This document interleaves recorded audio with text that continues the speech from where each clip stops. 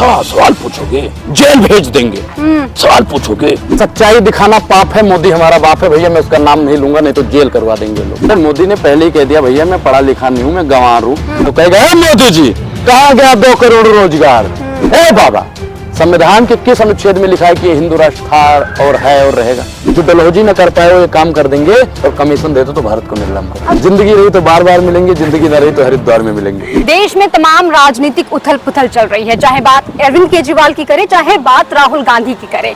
दोनों ही नेताओं पर इस वक्त प्रधानमंत्री नरेंद्र मोदी का कड़ा पहरा है। इसी विषय पर बातचीत करने के लिए हमारे साथ सोशल एक्टिविस्ट अनुराग ओझा जी मौजूद हैं। तमाम विषयों पर आप अपनी राय रखते हैं, लेकिन एक बार फिर से राजनीति इतनी ऊपर नीचे हो रही है, आखिर इसके पीछे क्या वजह है? मैडम ये आपको राजनीति लगती है? अच्छा, फिर राजनीति थोड़ी है भैया, ये तो तानाशाही है। क्या है? भारतीय जनता पार्टी मैडम हमेशा तानाशाही करती आ रही है। अच्छा, जैसे अभी की बात करूं, अरविंद केजरीवाल पे 25,000 रुपए का जुर्माना लग गया है।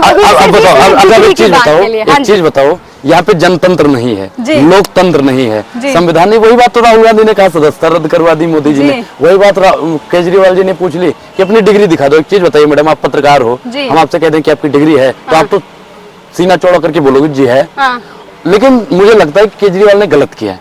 अच्छा, क्यों? क्योंकि जब प्रधानमंत्री जी ने पहले बता दिया जी मैं 40 साल तक भीख मांगता रहा। एक बार मैंने देखा उनकी वीडियोस में कह रहे हैं मैं 35 साल तक भीख मांगता रहा। एक वीडियो में कहते हैं कि मैंने सिर्फ प्राइमरी शिक्षा पाई, मैं ज्यादा पढ़ा लिखा नहीं हूँ। अब एक चीज बताइए कि जो ज्यादा पढ़ा लिखा नहीं होगा उसके पास यूनिवर्सिटी की डिग्री कहाँ से आ जाएगी? अच्छा है, हाँ? नहीं होनी चाहिए ना। बिल्कुल। ये उन्होंने प्रधानमंत्री जिसका 56 इंच का सीना है भैया, उसका उन्होंने अपमान कर दिया जी।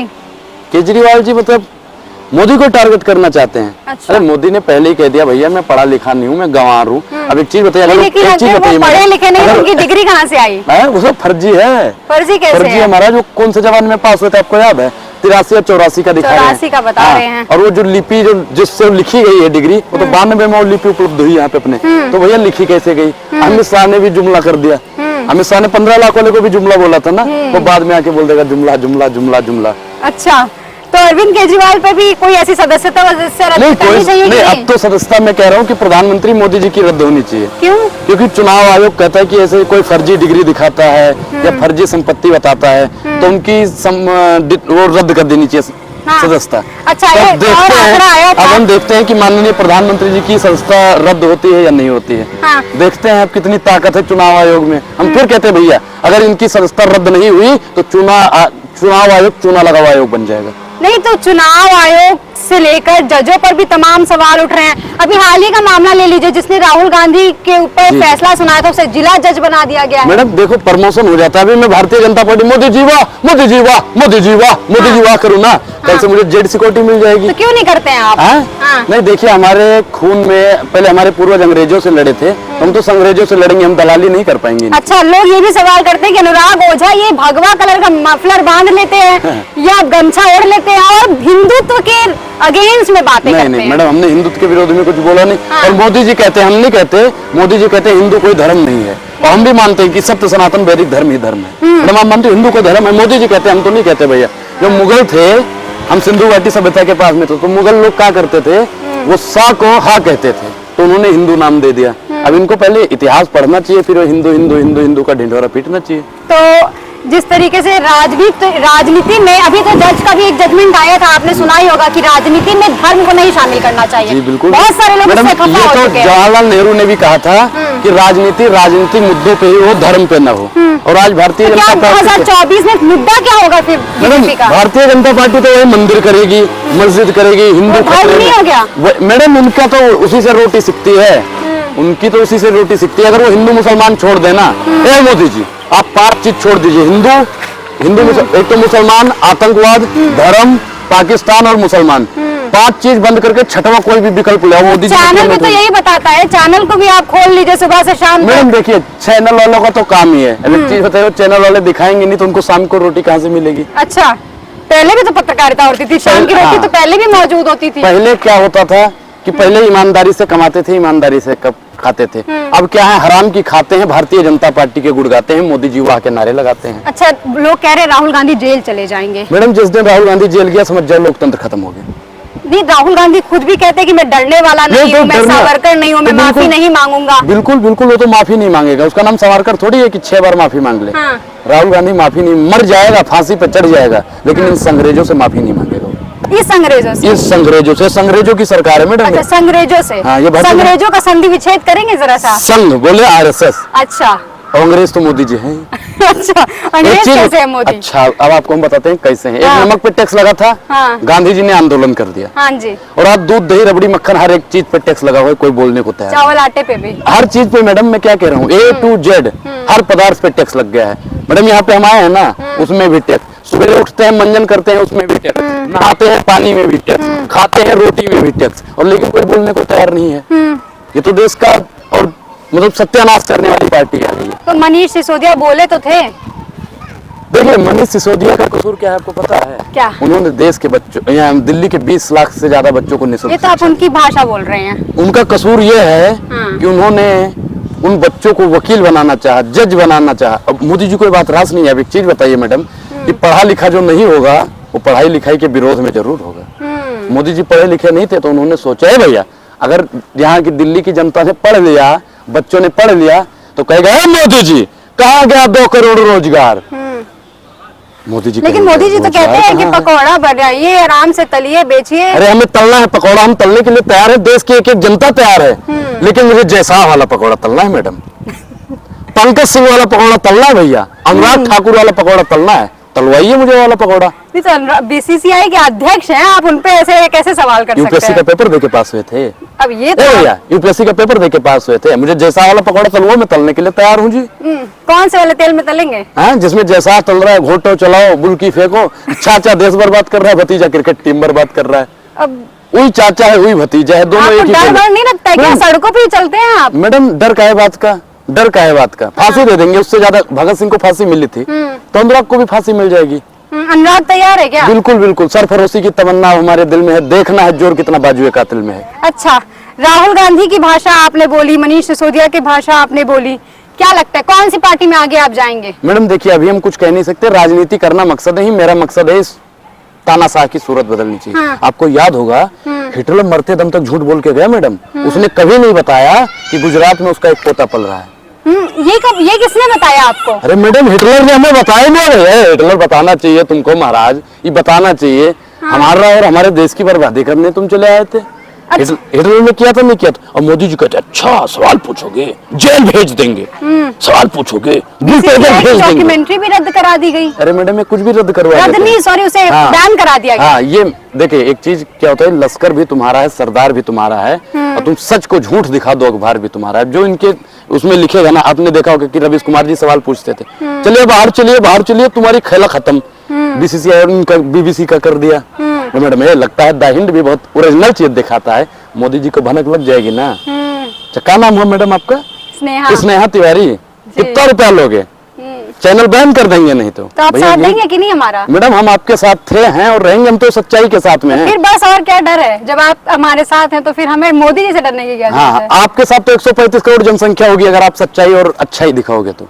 अच्छा, सच्चाई अच्छाई आज की नजर में थोड़ा नजरिया बदल गया है लोगों का। मैडम, एक पत्रकार का मैं इंटरव्यू सुन रहा था, तो वो कहता है सच्चाई दिखाना पाप है, मोदी हमारा बाप है। भैया मैं उसका नाम नहीं लूंगा, नहीं तो जेल करवा देंगे लोग। नहीं, मैंने नहीं सुना ये इंटरव्यू। मैडम, मैं आपके पास भेज दूंगा लिंक। हाँ, लिंक भेज दूंगा। चलिए ठीक है, और किसी को नहीं समझाएंगे हम। हाँ। अच्छा, पंजाब में जब केजरीवाल आए थे तो बहुत सारे वादे लेकर आए थे, लेकिन वहां पर अभी आंदोलन चल रहा है, खालिस्तान बनाओ की मांग चल रही है, अमृतपाल को लेकर भी सवाल उठ रहे हैं। देखिए, हम बताते हैं कि कोई हिंदू राष्ट्र की मांग करेगा तो सिख भाई तो खालिस्तान की मांग करेंगे ही करेंगे। कोई इस्लाम राष्ट्र की मांग करेगा, कोई ईसाई राष्ट्र की मांग करेगा। पहले धीरेन्द्र शास्त्री पे भी बैन लगना चाहिए, अगली बार वो हिंदू राष्ट्र बोलते तो उसे जेल में भेज देना चाहिए। फिर आप भेजिए अमृतपाल को। तो मैंने कभी नहीं कहा अमृतपाल गलत कर रहा है। योगी आदित्यनाथ जो है उत्तर प्रदेश के मुख्यमंत्री, वो कहते हैं भारत हमेशा से हिंदू राष्ट्र था, है और रहेगा। मैडम देखिए, संविधान से देश चलता है, संविधान तो आप मानते हो? जी बिल्कुल। ए बाबा, संविधान के किस अनुच्छेद में लिखा है कि ये हिंदू राष्ट्र था और है और रहेगा? संविधान के किस अनुच्छेद में लिखा है मैडम, आज मुझे बता दो। मैं भी संविधान पढ़ना चाहता है भैया। ए महाराज, आप लोगों का याद हो तो कमेंट में बता दो, ताकि हम भी पढ़ लें संविधान में किस अनुच्छेद में लिखा है। हाँ। बेटा, हमको भी पढ़ना है। अगर संविधान में लिखा है तो हिंदू राष्ट्र बना दीजिए, संविधान में लिखा है तो खालिस्तान बना दीजिए, संविधान में लिखा हुआ है तो ईसाई राष्ट्र बना दीजिए, हमको दिक्कत नहीं है। हम तो कहते हैं महाराज मोदी जी। हम कहते हैं देश की 135 करोड़ जनसंख्या मिलकर इस देश को संविधान राष्ट्र बनाने के लिए मांग करे, तभी यह देश सुरक्षित रह पाएगा, नहीं तो भारतीय जनता बेच देगी। अच्छा, हमारे चैनल अगर आप खोलेंगे तो ऑब्वियसली भारत तो विश्वगुरु बन ही चुका है। कैसे मैडम विश्वगुरु बन गया भारत? वही तो भैया आप राशन की लाइन में लगते हो ना, यहाँ पे 80 करोड़ लोग राशन के लाइन में खड़े हैं, अभी मैडम बता रहे विश्वगुरु बन गया। सवाल तो सुन लीजिए। हाँ, हम सवाल ये हमें ही सुनाएंगी, क्या सुनाओगे भैया? चैनल अंजना भी हमें सुनाती है, वो तो दलाल लोग हैं मैडम, वो तो दलाल लोग हैं। ठीक है, विश्वगुरु बन चुका है। राहुल गांधी की सदस्यता जब गई तो यही विश्वगुरु पर इतने सारे सवाल हुए, चाहे ब्रिटेन हुआ, चाहे यूएस हुआ, सभी लोगों ने सवाल किए, जर्मनी ने भी सवाल किए। हाँ, राहुल गांधी पे माफी मांग लेना, ये कहते हैं ना भारतीय जनता पार्टी वाले कि राहुल गांधी माफी मांग ले, देश का अपमान हुआ है। भैया ए मोदी जी, अगर राहुल गांधी माफी मांग लेगा तो देश का अपमान खत्म हो जाएगा। मैडम परसों या तरसों में आ रहा था बस में, तो ऐसे इसी बात पे एक बंदा मुझे मिल गया, कह रहा मोदी का विरोध करते हो, बहुत करते हो, तुम्हें हम समझा देंगे। हमने कहा महाराज हमको क्या समझाओगे, मोदी जी का विरोध तो अमित शाह जी करते हैं। समझ गया 15 लाख वाला जुमला। तो उसने कहा कि अच्छा माफी मांग ले तो कहा चला जाएगा। तो हमने कहा हाँ ये भी बात ठीक है, माफी मांग ले तो कहा चला जाएगा। तो उन्होंने कहा कि माफी मांग ले, तो हमने कहा कि भैया माफी अगर मांग लेंगे तो जो विदेश में इज्जत अब खराब हो ही गई है तो ठीक हो जाएगी। कह रहे बिल्कुल। मैंने कहा कैसे? कह रहे कि ऑक्सीजन की कमी से कोरोना में कई लोग मर गए थे, लाखों लोग मरे, और मोदी जी ने कह दिया ना कि कोई नहीं मरा है, तो लोगों ने मान लिया ना। तो ऐसे ही मोदी जी कह देंगे कि विदेश में कोई अपमान नहीं हुआ है, लोग मान जाएंगे। क्या धीरे धीरे विपक्ष खत्म हो जाएगा? मैडम नहीं, विपक्ष कभी नहीं खत्म होगा भैया। ए मोदी जी, सबको विपक्ष को अगर जेल में डाल दोगे ना, अनुराग तुमसे सवाल पूछने के लिए अकेला ही खड़ा रहेगा, अकेले खड़े रहेंगे। जो अर्जुन से टकराएगा मैं वो आंधी बनाऊंगा, नए अंग्रेज आए हैं नया गांधी बनाऊंगा।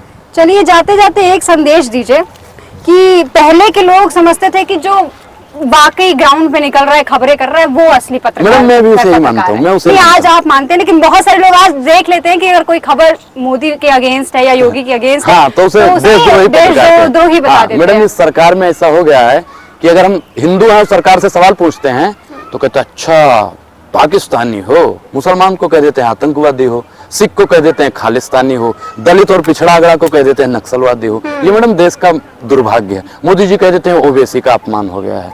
अब एक चीज बताइए, मोदी चोर है नहीं है? मोदी चोर कैसे है आप बताइए? मालूम ही नहीं। सिलेंडर भरवाते हो चूल्हे पे बनाते हो? नहीं, दोनों काम कर लेते हैं। आजकल महंगाई ज्यादा हो गई है ना। महंगाई अच्छा, धन्य है महाराज आपकी पत्रकारिता, सलाम है आपकी पत्रकारिता को। आपकी पत्रकारिता को सलाम। पहला पत्रकार भैया मिला है जिसे महंगाई दिखी है, बेरोजगारी भी दिखती होगी मैडम। बिल्कुल दिखती है। धन्य है महाराज आपकी पत्रकार। महाराज है हनुमान जी महाराज, इनको अंजना और कश्यप और रूह का लियाकत से भी ज्यादा लंबी उम्र और सद्बुद्धि दे दो बहुत शुक्रिया, ताकि ये सवाल पूछ सके इनको महंगाई दिखती रहे, बेरोजगारी दिखती रहे। एक चीज बताइए कि सिलेंडर महंगा हो गया, लेकिन लोग कह रहे हैं कि 2000 में भराएंगे मोदी को जिताएंगे। हम तो कह हमने क्या सोचा था जब मोदी जी आए थे 2014 से पहले क्या बोलते थे, भाइयों बहनों मित्रों गरीबों की कमर टूटती जा रही है और मौजूदा सरकार महंगाई की मां नहीं ले रही है। भाइयों बहनों मित्रों, मैं देश नहीं बिकने दूंगा, बेच रहे हैं भारत को, खामोश में कैसे हो जाऊं। अब मैडम एक चीज बताइए, हम कहते हैं वो बेच रहे हैं भारत को, खामोश में कैसे हो जाऊं। रेल बेच रहे हैं, तेल बेच रहे हैं, सेल बेच रहे हैं, खेल बेच रहे हैं। मैडम आपने देखा होगा, गांव से हो कहीं से भी मान लीजिए, गांव तो होगा, दोनों जगह रहते हैं, गांव तो होगा ना। और गांव में आपने देखा होगा जब कोई नशेड़ी और शराबी लड़का निकल जाता है तो घर की संपत्ति बेचना शुरू कर देता है। टीवी बेच देता है भैया, सोफा बेच देता है, बेड बेच देता है, खेत बेच देता है, मेहरारू का गहना बेच देता है, कपड़े बेच देता है। और आज वर्तमान सरकार देश की एक एक संपत्ति को बेचने का काम कर रही है। मोदी जी निकम्मा लड़का है। एक चीज बताइए मैडम कि कितना भी निकम्मा लड़का क्यों ना होगा, अपनी माँ को लाइन में नहीं खड़ा करेगा, खड़ा करेगा वही प्रधानमंत्री रहते हुए। अरे प्रधानमंत्री तो बहाना है, मतलब पूजनीय माता जी को मुंह से कुछ निकल जाएगा, रहने दीजिए। माता जी को भी मार्केटिंग कर डाली, जो डलहौजी न कर पाए वो ये काम कर देंगे और कमीशन दे दो तो भारत को नीलाम कर देंगे। अब मोदी जी भी महंगाई का मां अडानी का अ नहीं हाँ, देश का झूठा प्रधानमंत्री भैया, जो महंगाई का मां नहीं लेता, बेरोजगारी का बा नहीं लेता, महिला सस्ती का सा नहीं लेता, अडानी का आ नहीं लेता। जहां आ जाए अडानी का आ, वहां समझ जाओ बेईमानी है महाराज। इसीलिए मोदी जी बोल नहीं जाए, कह रहे हैं कि देखिए भ्रष्टाचार तो नहीं है। हाँ भ्रष्टाचार नहीं है, भ्रष्टाचार दिखता है, ऊपर देखोगे तो जहाज में दिखेगा, ऊपर देखोगे ना तब दिखेगा जहाज में। क्लियर विजन नहीं है, क्लियर विजन है भैया। ए महाराज ऐसा है मोदी जी, इनको द हिंट वाले को ऐसा कैमरा दे दीजिए ना कि उसके अंदर भी दिखे मोदी जी यो सोएंगे यो। मोदी का अडानी फिर कहता है मोदी से, मोदी जी फूट डालो, मोदी कहता अडानी जी लूट डालो। मैडम ऐसा चल रहा है देश में। डर वर नहीं है आपको? डर जरा का है भी? मैडम, डर का है बात का, क्या करोगे भैया? वाह रे शासन तेरा, खेल ईमानदार को होगी जेल, इससे ऊपर तो कुछ कर नहीं सकते। फिल्म ईमानदार को जेल ही करवा सकते हैं और इनके बस की कोई बात तो नहीं। चलिए फिर जेल में मिलेंगे हम दोनों। हाँ हाँ, जिंदगी रही तो बार बार मिलेंगे, जिंदगी न रही तो हरिद्वार में मिलेंगे। चलिए बहुत शुक्रिया हमें समय देने के लिए। तो आपने सुना अनुराग ओझा जी को, जो कि सोशल एक्टिविस्ट हैं, तमाम मुद्दों पर अपनी राय रखते हैं और फिलहाल देश में जो तमाम राजनीतिक उथल पुथल हो रही है उस पर भी अपनी राय रखी है। आपकी क्या कुछ राय है कमेंट सेक्शन में जरूर लिखिएगा।